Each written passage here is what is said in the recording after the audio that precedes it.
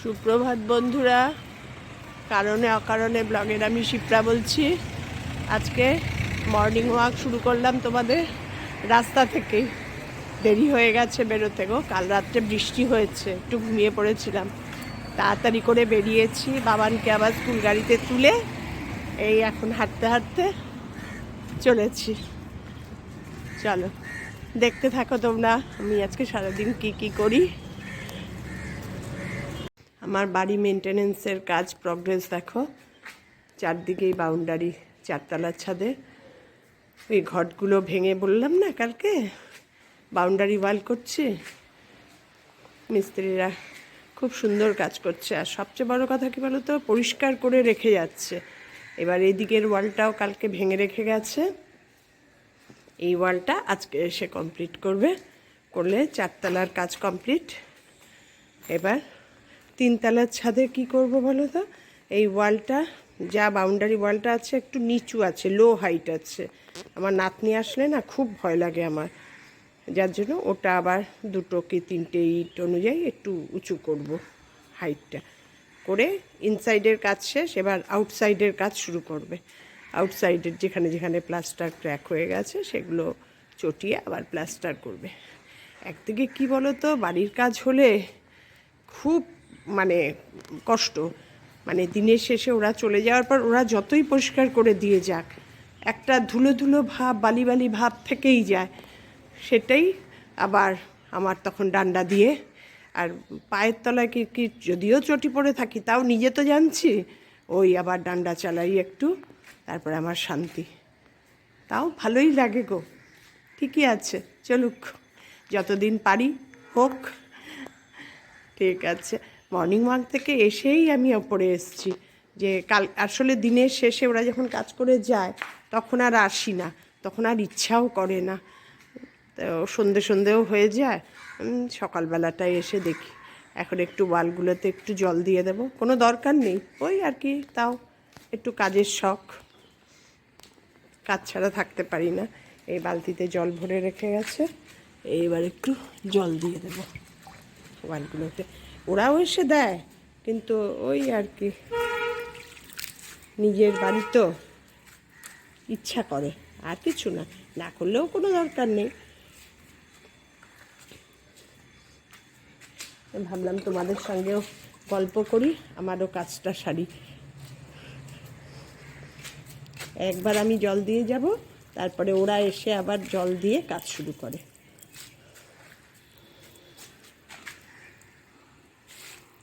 এগুলোই স্মৃতি, জানো তো। আমার মনে হয় এর মধ্যে থাকাটা সবচেয়ে ভালো, কাজের মধ্যে থাকাটা। কোনো বাজে চিন্তা আসে না, কোনো বাজে ভাবনা আসে না, টাইম পাওয়া যায় না না কাজ করতে করতে। তখন মনে হয় এটার পর এটা করি, ওটার পর ওটা করি। এই একটু ছাদে দেখে গেলাম, একটু আমার জল দেওয়া দিয়ে গেলাম, তারপরে গিয়ে রান্নাঘরে টুকটাক একটু রান্না করব, ব্যাস। আমি নিজেকে নিজে চিনতে পারি না, জানো না, এক এক সময় যে আমি এত কাজ করছি, ওরে বাবা। আর একটা সময় আমি একটু কাজ করলে আহ উফ আহ করে হাঁপিয়ে যেতাম, জানো। মেয়েদের বকতাম, মেয়েরা তখন আমাকে খুব ভয় পেত জমের মতো। মাম মাম, বাবা মাম বকবে। এখন মেয়েরা বলে মাম, তোমাকে আমরা এত ভয় পেতাম, কি বলবো বলো।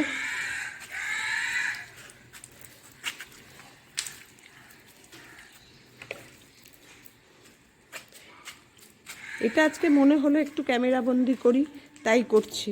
নাহলে সারাদিন তো এরম কত কিছু করতে থাকি, জানো না। ক্যামেরা বন্দির তো প্রশ্নই ওঠে না।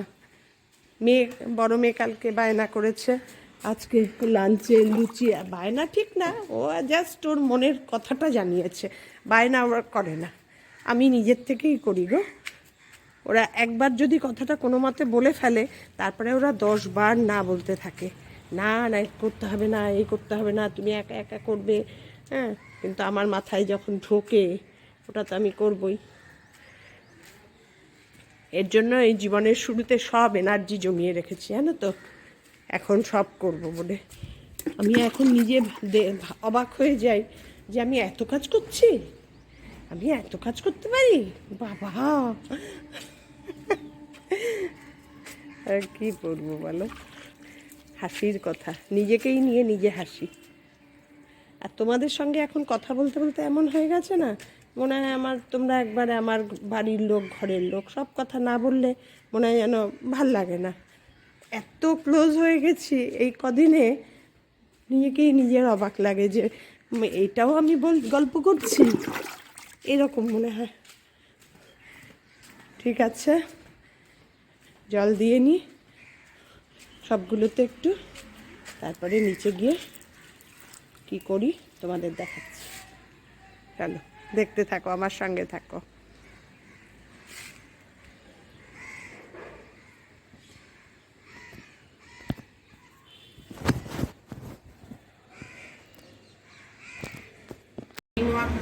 ফিরে রান্নাঘরে চলে এসেছি। আজকে তোমাদের সঙ্গে গল্পই করেছে, আজকে আমার গরমের বায়না হয়েছে যে আলুর দম আর লুচি খাবে লাঞ্চে। ও রাত্রে বিশেষ হেভি খুব কিছু খায় না, ঠিক আছে, কিন্তু আমার কর্তা তো আবার আলুর দম খায় না। আমি ভাবলাম ওর জন্য তাহলে একটা কিছু করি। ওর জন্য তাহলে এখন মিষ্টি কুমড়ো দিয়ে পেঁয়াজ দিয়ে একটা চচ্চড়ি করবো, সর্ষের তেল দিয়েই করবো। তোমাদের সঙ্গে একটু দেখাই। এরপরে করব আলুর দম মেয়ের জন্য। এই মিষ্টি কুমড়োর চচ্চড়ি করতে গিয়ে না আমার ছোটবেলার কথা মনে পড়ে যাচ্ছে, জানো তো। ছোটবেলায় মিষ্টি কুমড়োর চচ্চড়ি আমার জ্যাঠার বাড়িতে গেলে খুব খেতাম। আমার জ্যাঠারা, আমরা 6 বোন, 1 ভাই ছিল। জ্যাঠা তো দাদা ছিল একা, আর 6 দিদি ছিল, আমার 6 বোন ছিল। তা ওখানে গেলেই ছুটিতেই চলে যেতাম, স্যাটারডে সানডে কিংবা কোনো ছুটি পড়লেই। তখন বোম্মা রোজ বানাতো এই মিষ্টি কুমড়োর চচ্চড়ি আর রুটি। কি দারুণ লাগতো খেতে। আমি কিন্তু মিষ্টি কুমড়ো খুব একটা ভালোবাসি না, কিন্তু এত ভালো লাগতো খেতে। সেই জিনিস আর হয় না আসলে, অনেকগুলো একসঙ্গে হতো তো। দেখো, এটাতে তুমি কালো জিরাও ফোড়ন দিতে পারো, পাঁচফোড়নও দিতে পারো। তা আমি যেহেতু পাঁচফোড়নটা একটু ভালোবাসি খেতে, সেই জন্য আমি পাঁচফোড়নই ফোড়ন দেবো।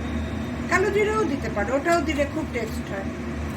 পাঁচফোড়ন দেবো, একটু ফোড়নটা একটু বেশি দেবো, কারণ কি গন্ধটা হবে ফোড়নে। গ্যাসটা একটু বাড়িয়ে দিই, ফোড়নটা একটু ভাজা ভাজা হবে, কিছুই নেই ঝামেলা। ফোড়নটা, শুকনো লঙ্কাটা বেশ ভাজা ভাজা হয়ে গেছে, সুন্দর গন্ধ বেরিয়ে যাচ্ছে। এবার পেঁয়াজ দিয়ে দেবো। পেঁয়াজটা একটু পরিমাণ মতো দিতে হবে। পেঁয়াজ দিয়ে দেবো, পেঁয়াজটা একটু ভাজা ভাজা হবে, কেন বেশি না, একটু তেলের মধ্যে নাড়াচাড়া। এবার মিষ্টি কুমড়োটা কেটে রেখেছি, পাতলা পাতলা করে ওটা দিয়ে দেবো।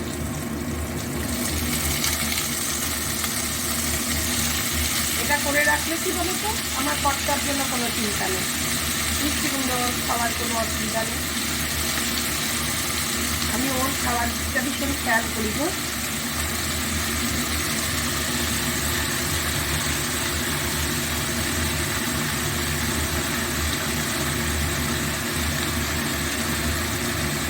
খেতে এত ভালোবাসে, ওরটা যদি না খেয়াল করি, ভীষণ খেতে ভালোবাসে। যেমন এখন যেহেতু প্রেশার হয়ে যাওয়াতে, সুগার তো ছিলই, এবার প্রেশারটা ধরা পড়াতে খুব রেস্ট্রিকশান নিজেই করছে, আর খুব রেস্ট্রিকশান ডাক্তারও বলে দিয়েছে। এইজটাও তো একটু হয়ে গেছে না। নুন দিয়ে দিলাম, নুন দিয়ে এবার একটু নাড়াচাড়া করবো, একটু ভাজা ভাজা মতন করে নাড়াচাড়া করবো। আগেই ঢেকে দেবো না, তাহলে কাঁচা কুমড়ো একটা বিচ্ছিরি গন্ধ জল ছেড়ে দেয়। আর একটু ভাজা ভাজা করবো, খোলাই থাকবে। তারপরে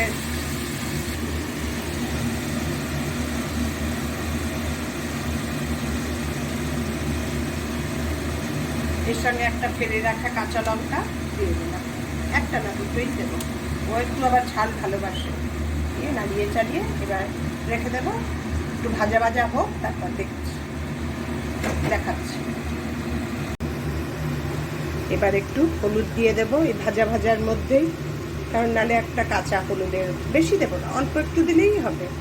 হলুদ দেবো। দেখো এটার লুকসটা কীরকম হচ্ছে, পুরোটাই করবো ঢাকনা খুলে, ঢাকনা দিলেই কি বলো তো মিষ্টি কুমড়োটা কিরকম একটা গ্যাদ গাদানো হয়ে যায়, সেটা আবার খেতে এত ভালো লাগে না। এর মধ্যে আলুও দিতে পারো, কিন্তু আমি আলু দেব না। এটা করে রাখলে আমার কর্তার জন্য আর চিন্তা নেই।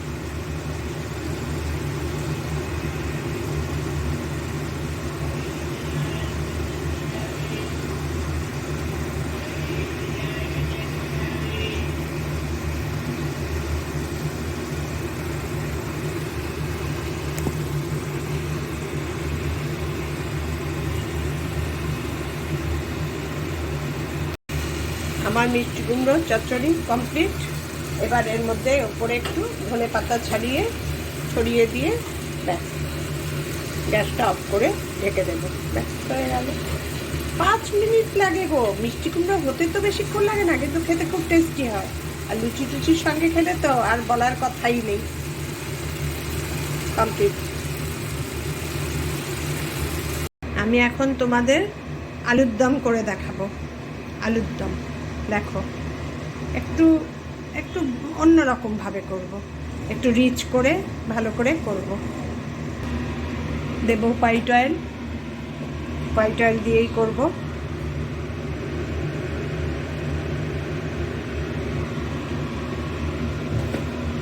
হোয়াইট অয়েলটা একটু গরম হোক।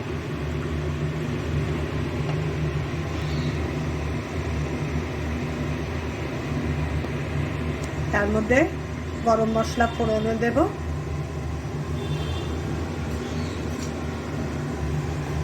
গরম মশলা ফোড়নে দেব, আর কিছু ফোড়ন দেব না, শুধু গরম মশলা। মেয়ে খেতে চেয়েছে, একটু ভালো করে না বানালে হয় বলো? একদম কিছু বায়না করে না গো আজকাল। বড় মেয়েও না, ছোট মেয়েও না।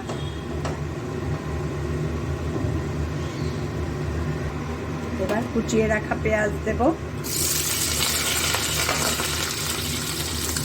পেঁয়াজটা একটু ভাজা ভাজা করব। পেঁয়াজটা একটু ভেজে নিই। পেঁয়াজটা একটু ভাজা হবে, একদম একটু নাড়াচাড়া না, একটু ভাজা ভাজাই করব পেঁয়াজটা। একটু ভাজা ভাজা হলে তারপর আলুগুলো দিয়ে দেব। আলুগুলো দিয়ে আবার একটু তেলে নাড়াচাড়া করব, করে তারপরে একটা পেস্ট বানিয়েছি। টমেটো, পেঁয়াজ, রসুন, আদা, কাঁচা লঙ্কা, তাই দিয়ে একটা পেস্ট বানিয়েছি। এই পেস্টটা দিয়ে দেব, দিয়েই ব্যাস হয়ে যাবে। আলুর দম আমার রেডি।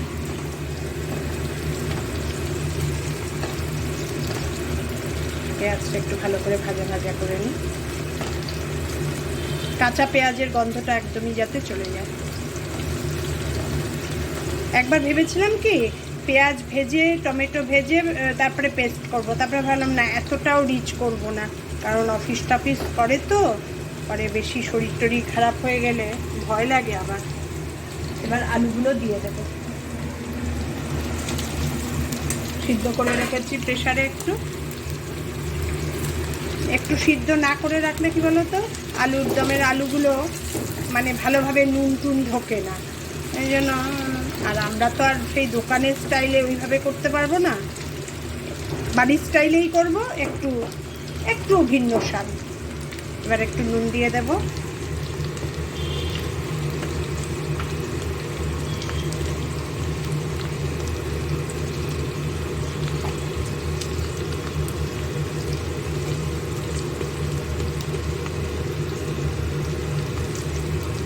খুব বেশি ঝোল দেব না, কষা কষা মতনই করবো, কারণ সিদ্ধ করা আলু আছে, কোনো অসুবিধা নেই। এটা আলুটা ভাজা হোক, পেঁয়াজ আর আলুটা দুটো ভালো করে ভাজা হোক।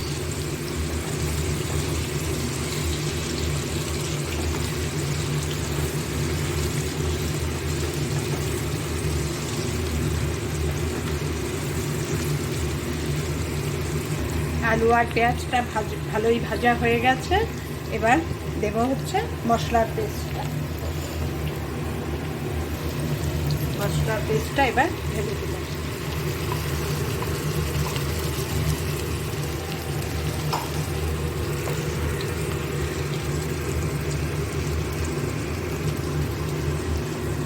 মশলা পেস্টটা এবার ঢেলে দিলাম। এবার ভালো করে আলুর সঙ্গে নাড়াচাড়া করে নেব। আলু পেঁয়াজ ভাজা যা আছে তার সঙ্গে ভালো করে নাড়াচাড়া করে নেব।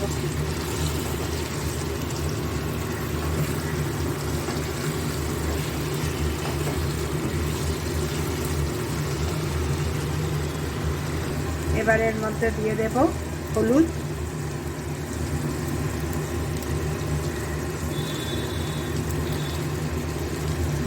দিয়ে দেবো কাশ্মীরি লঙ্কার গুঁড়ো,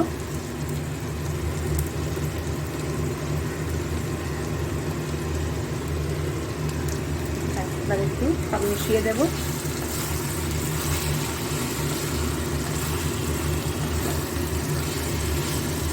মিশিয়ে দিয়ে মশলার বাটি ধুয়ে যে জল সেটাও দিয়ে দেবো এখন, কারণ এরপরে ভাজা হয়ে গেলে ওগুলো কাঁচা গন্ধ বিচ্ছিরি লাগে।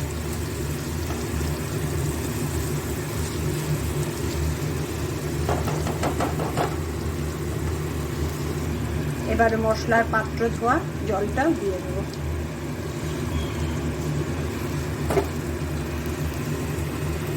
দেখো এবারে এই সব সমেত একসঙ্গে এবার কষাবো একদম। এবার দিয়ে দেবো একটু মিষ্টি, মানে একটু মিষ্টি মিষ্টি না হলে আলুর দম আবার ভাল লাগে না, ঝাল তো হবেই। দুটো কাঁচা লঙ্কা দিয়েছি। দেখো হচ্ছে এবার এই যে ঝোলটা, এই ঝোলটাই তোমার গ্রেভি হবে, এর সঙ্গে এক্সট্রা কোনো আর জল কিচ্ছু দেব না, এই ঝোলটাই তোমার গ্রেভি হবে।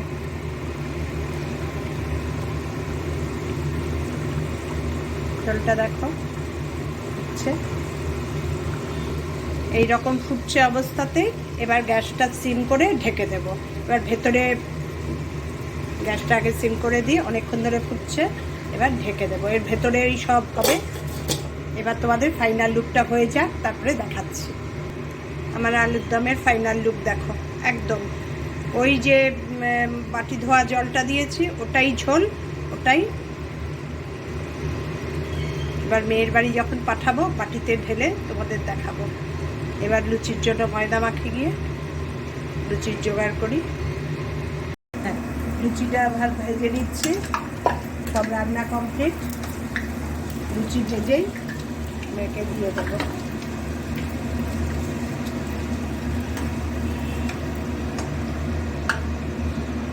ফুলকো ফুলকো লুচি।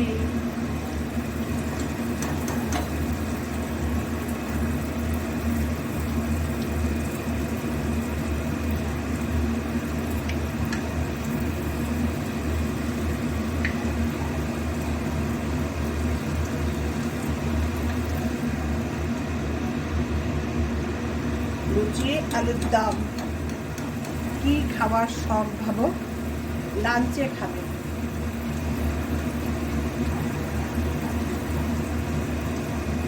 মেয়ের জন্য করা লুচি আলুর দম কমপ্লিট। দেখো ফাইনাল লুক। এই রান্নাঘরে দাঁড়িয়েই আজকে আমার ভিডিওটা শেষ করছি। সকাল থেকে রান্না করে করে একদম হাঁপিয়ে উঠেছি। তোমাদের কেমন লাগলো জানিও আমার ভিডিওটা, আর ভালো লাগলে একটা লাইক করে দিও, আর আমার চ্যানেলটাকে সাবস্ক্রাইব করে নিও। তোমরা সবাই ভালো থেকো, সুস্থ থেকো। আবার দেখা হবে নতুন একটা দিন নিয়ে, নতুন ভিডিওর সঙ্গে। টাটা।